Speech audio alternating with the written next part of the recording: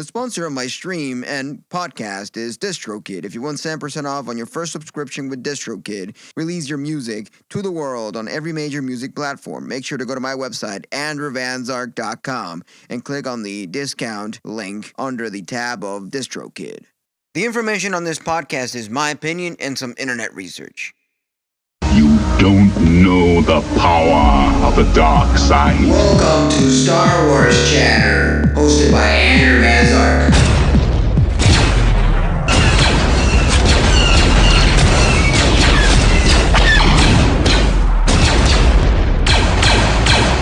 Now you're listening with power.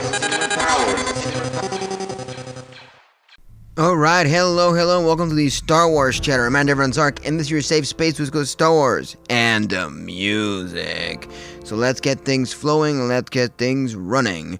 I love this new episode of The Mandalorian, The Pirate. I was so into it, and there's a lot of things we can talk about it, and let's dive into it right now. So if you haven't seen the episode, you're gonna have a lot of spoilers. A lot.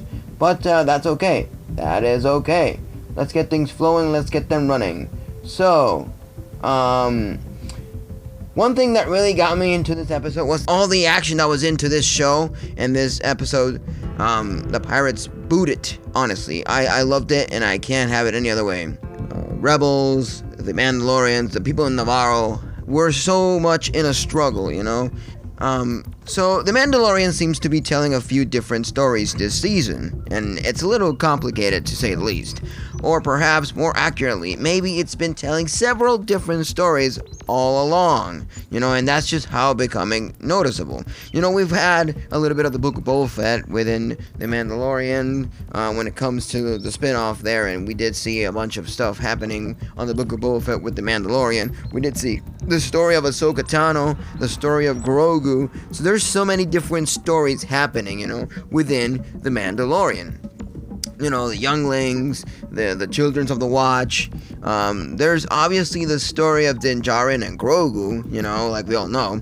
But in some respects, that story appears to be over, or at least to have entered a long plateau. They're together as father and son. There's no surprise about that anymore. Even if it did get resolved in an episode of another series, there's also the larger story of the Mandalorians, their troubled past and possible future, a future that increasingly looks to be in the hands, or gauntlets better said, of both Katan after this episode, you know. This episode has really interesting things to tell about Bo-Katan, so a third story is starting to come in focus. And one of the great unaddressed questions of the sequel trilogy: why did the New Republic last for less than a human lifetime? A kid born 10 years before the events of Return of the Jedi, for instance, wouldn't even be particularly deep into the middle age by this time Rey and Finn started hanging out?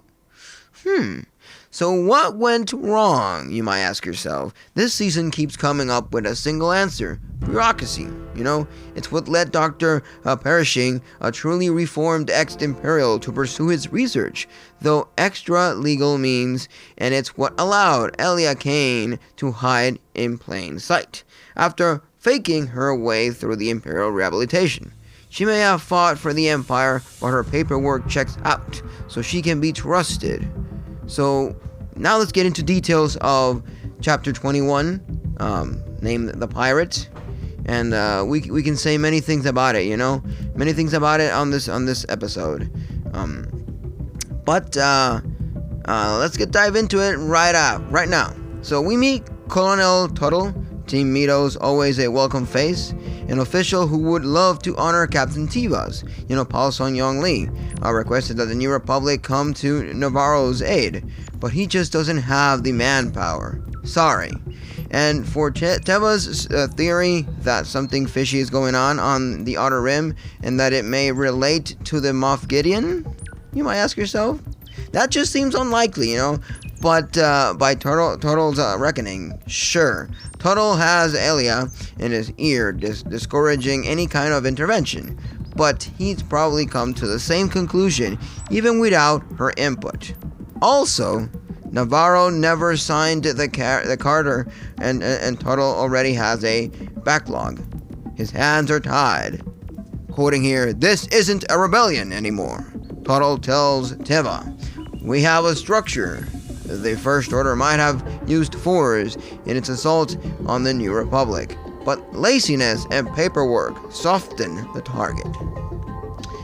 So of course, the Mandalorian has also more concrete villains, like for instance, a mossy pirate king named the Gorian Shard, Nonso Onasi, who acted for this role, who arrives on Navarro with bad intentions and insults for the newly respectable high magistrate Grief Karga. So he's also smart enough to call Karga's bluff. Navarro is pretty much undefended, and it takes only a few cannon blasts to undo all the hard work Karga and citizens of Navarro have done and send many other people around, So, with no other choice, Karga gathers the Navarrans and head to the desert, where he can offer much beyond reassuring words that at least some in the crowd don't buy, So, he's right, though. We can say that. So the help is on the way, just not the help he told them is on the way, Because at this point in time, you might think that the New Republic would show up and do what it had to do, but at the end of the day, who actually did help? The hero from the Rebel Alliance, R5D4. He told the intel to get that rebel pilot into the area where the Children of the Watch were situated and located. So, Teva shows up at the remote Mandalorian covert asking for help.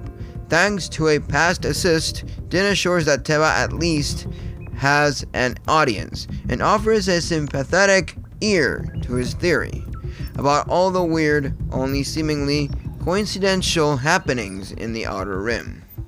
So the message delivered and Teva takes off, leaving Din to make a case for a Mandalorian intervention on Navarro.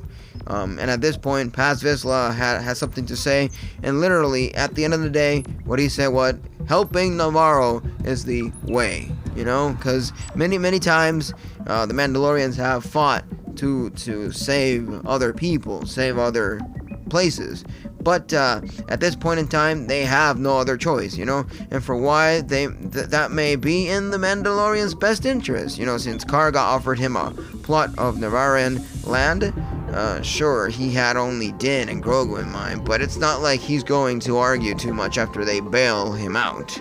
Perhaps, Din should suggest it is time for us to live in the light once again, on a planet where we are welcome so our culture can flourish, and our children can feel what it is to play in the sunlight. I do agree that we should have the Mandalorians a bit more open, You saw how in Navarro they did a lot of action and they helped and they did what they had to do. So why can't they be amongst others, amongst the people? Why do they have to be secluded like a cult, No. I don't think that's a really smart thing to do. Sure, they do help around, but they should be more around, So the speech, thanks to the support of Rimini turned plain old friends Paz Vizsla, wins the Mandalorian over, and with that, they're off commanded by Bo-Katan, who has a strategy to take down shards even though they're outnumbered. They'll have their work cut out of them. Shard pirates have made a mess of Navarro, drunkenly stumbling about the town and terrorizing the locals, but they spring into action when the Mandalorians arrive. So nonetheless, Bo-Katan's strategy proves to be solid, one that finds the Mandalorians holding their own in the air and on the ground in a sequence of urban warfare that briefly makes the episode feel like Star Wars Black Hawk Down, literally. I couldn't agree more with this, So we even get to see the armorer in action, proving she's not just adept at making weapons, she knows how to use them. I've seen her with the axes and whatnot and the hammers. She's pretty good with that. But I don't think melee weapons should be a thing. in this sort of situation. So it's humiliating defeat for Shard. Vayne, one Shard's top lieutenant, flees rather than going down with a ship. We don't yet know where he's headed, but if Teva's suspicions about Moff Gideon's being the architect of all the Outer Rim's unrest are correct, we kind of do know where he's heading. So one inspiring speech from Karga. Later, the Mandalorians prepare to settle in, and the armorer asks for a private audience with Bo-Katan, both members of the Great Forge of the Mandalore, but the armorer observes that the humble, ruined Forge of Navarro has served the same purpose, and will serve it again. The point isn't lost on Bo-Katan. And as the armorer's speech continues, and the armorer suggests that Bo-Katan, like the Forge, can be used to keep the Mandalorian's flame alive, and maybe reclaim their home world. The armorer also proposes an orthodox approach to shoring up the Mandalorian orthodoxy. So this is a weird thing to acknowledge and to see within the Mandalorians, but it is a thing.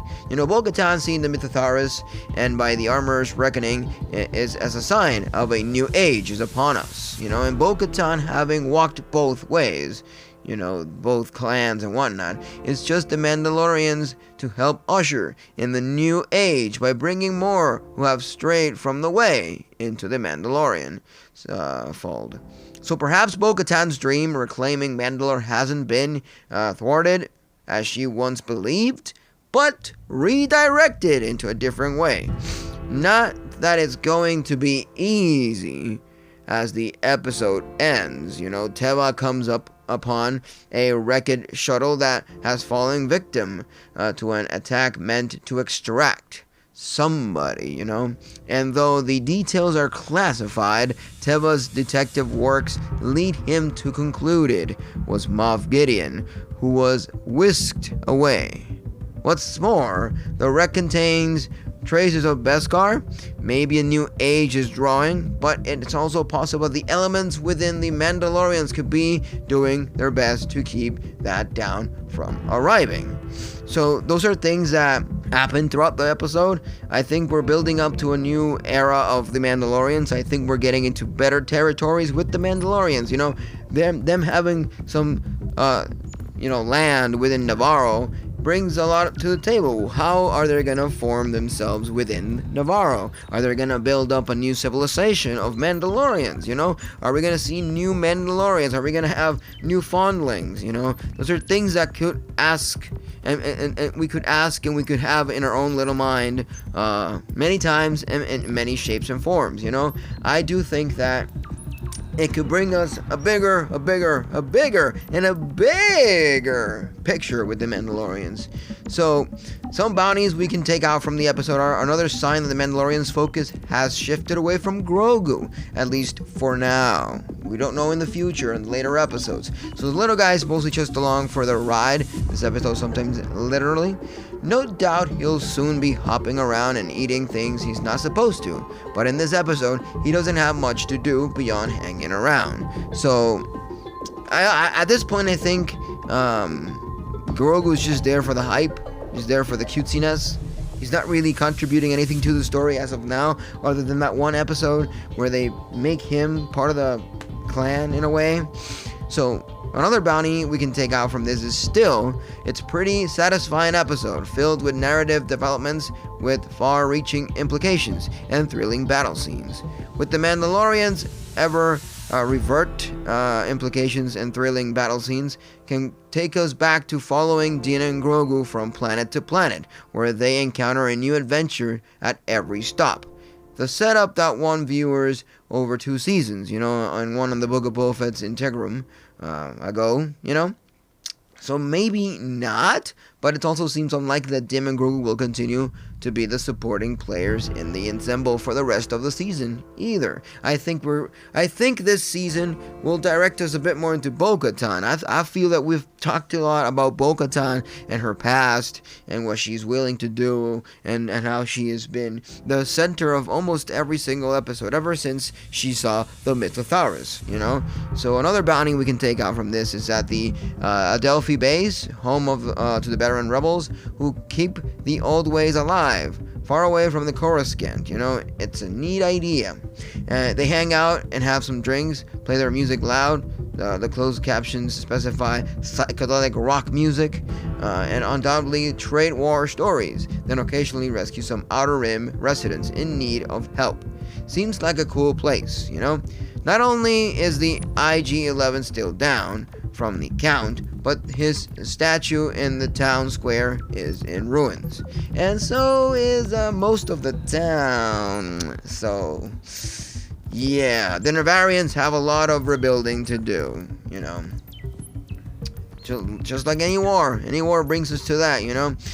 So another bounty is that it is supposed to be running gag that the Ancelan's language is just a high-pitched English or galactic basic, if I might say. So it's pretty funny, you know, if so. So a waste of subtitles, if not, in my opinion. So another bounty we can take out from the episode is that Rip Gorian Shard, though maybe one of those vines will regenerate a new pirate king. Who knows? We don't know. There's a lot to indulge ourselves with in this episode, and I will have a lot of things to enjoy from everything around the world of The Mandalorian. So, thank you for listening, thank you for being here, thank you for being awesome. I like all of you, and may the Force be with you, and I'll catch you on the flip side. Adios, amigos. Roll that outro. The Force is with you, young Skywalker. But you are not a Jedi yet. This was Star Wars Chatter, your safe space who's got Star Wars, music, video games, and other geeky topics. Listen on AMP, the Amazon Radio app, and get yourself started by listening to my music on every major music platform under Andrew Van Zark. But if you want to have more information, go to my website, www.andrewvanzark.com, where you can find all my social medias, music, and everything else all in one page. Trust in the Force, no light speeding, and buckle up. Now you're listening with power. Power to the music, and may the Force be with you. TV!